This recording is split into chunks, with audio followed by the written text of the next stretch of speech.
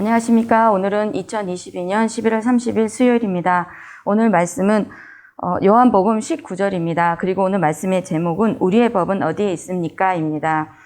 19장 6절 말씀부터 보시면 대제사장과 아리 사람들이 예수님을 보고 소리질러 이르되 십자가에 못 박으소서라고 하는지라. 빌라도가 이르되 너희가 친히 데려다가 십자가에 못 박으라. 나는 그에게서 죄를 찾지 못하였노라 했습니다. 그 유대인들이 우리에게 법이 있으니 그 법대로 하면 그가 당연히 죽을 것은 그가 자기를 하나님의 아들이라 함이니라.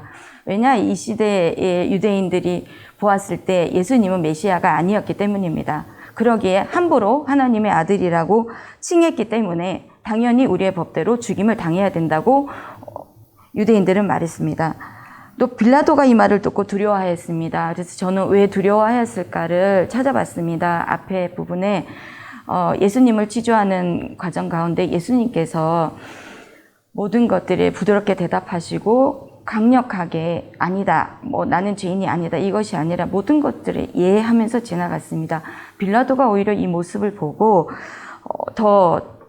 이분이 진짜 죄인이 아니구나라는 것을 느꼈다고 써 있었습니다. 근데 여기 7185번을 보고 제가 왜 이 사람들은 예수님을 메시아라고 생각하지 않았을까라고 봤습니다. 그때 볼 때 중간에 보면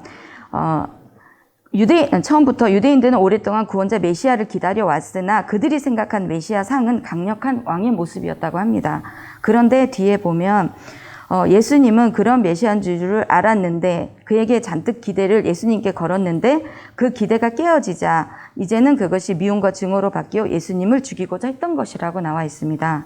하지만 하나님은 악에서 선을 만드셨고 유대인들로 하여금 그런 예수님의 순환과 죽음조차도 죄에서 인류를 구원하시려는 하나님의 원대한 계획 안에 포함되어 있다라고 써 있습니다. 그래서 제가 이것을 보고 궁금증이 풀렸습니다.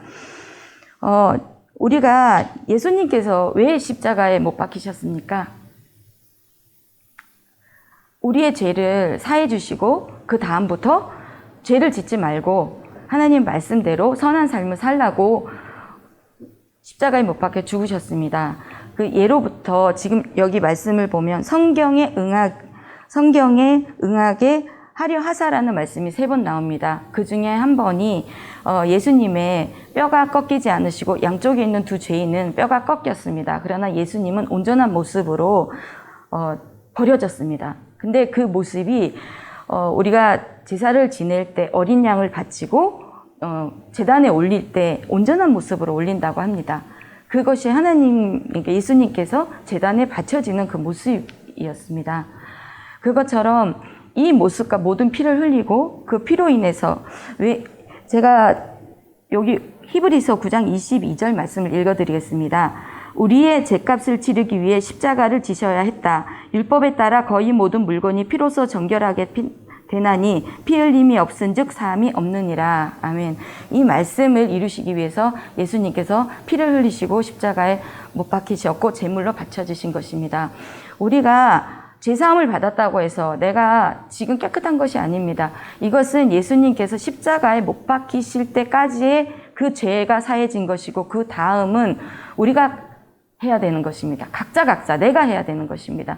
내가 더 이상 죄를 짓지 아니하고 내 안에 있는 죄를 예수님께서 그 이전에 있는 죄는 사해 주셨지만 그때부터는 내가 하나님 말씀대로 살아가야 되는 것입니다.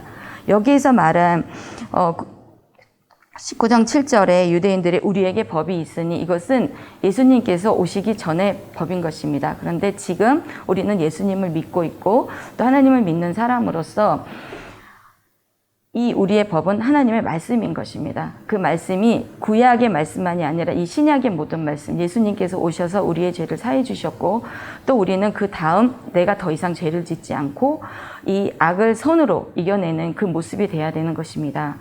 오늘 하루도 우리가 하나님 앞에서 무엇이 악이고 선이고 우리의 법은 하나님의 말씀입니다.